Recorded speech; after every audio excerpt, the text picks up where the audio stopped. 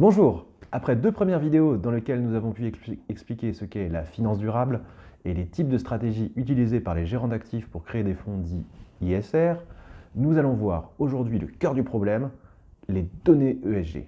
Alors si ESG ou ISR, ce sont des sigles qui ne signifient rien du tout pour vous, je pense qu'il est mieux de commencer par les deux premières vidéos de la série. Donc je vous invite à regarder les liens qui sont disponibles juste en dessous de cette vidéo. Alors, les données ESG, c'est le cœur du problème pour un gérant d'actifs. Elles sont nombreuses et variées, et lorsqu'il crée une stratégie ISR, choisir le type de données ESG va être son sujet principal. Ces données, elles peuvent être des analyses qualitatives ou des analyses quantitatives, des scores ou des indicateurs liés à une activité en particulier comme la lutte contre le réchauffement climatique. Aujourd'hui, nous, ce que nous allons faire, c'est de nous concentrer sur le score ESG, qui est la donnée la plus traditionnelle et la plus employée aujourd'hui en finance durable.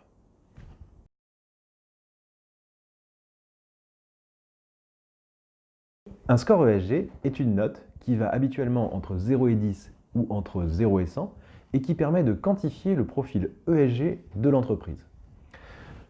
C'est-à-dire qu'on va noter les actions de l'entreprise sur des thématiques environnementales, sociales ou de gouvernance. On cherche par là à établir le profil extra-financier de l'entreprise, comprendre tout ce qui n'est pas expliqué par le bilan financier traditionnel. Donc habituellement, ce score, il est calculé par les agences de notation ou les investisseurs les plus aguerris.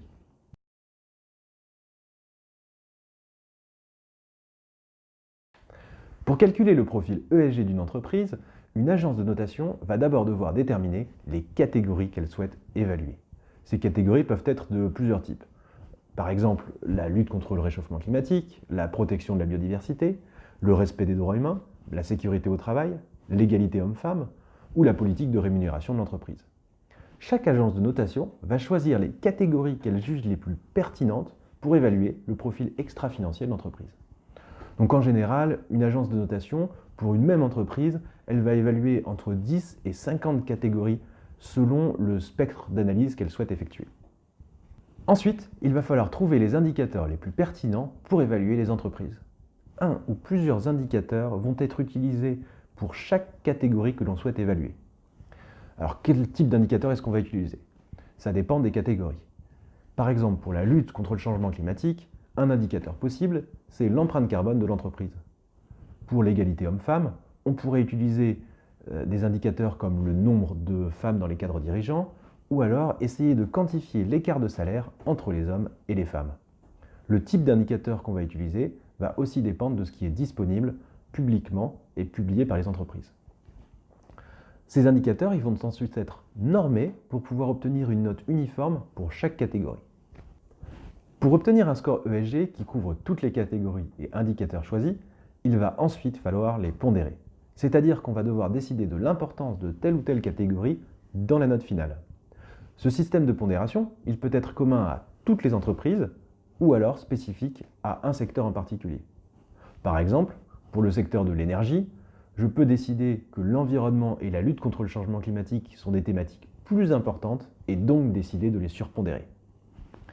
À la fin de ce système de pondération, on obtient donc la note finale qui est prête à être utilisée par les investisseurs. Cette note ESG va être utilisée par les investisseurs soit pour éliminer les entreprises les moins vertueuses, soit au contraire pour sélectionner celles qui sont les plus prometteuses. Ces exclusions ou ces sélections peuvent être réalisées sur tout l'univers d'investissement ou secteur par secteur. La note ESG, ce n'est qu'un des indicateurs possibles dans la finance durable. Dans une prochaine vidéo, ce que je vous propose, c'est de nous concentrer sur les indicateurs spécifiques au secteur de l'environnement.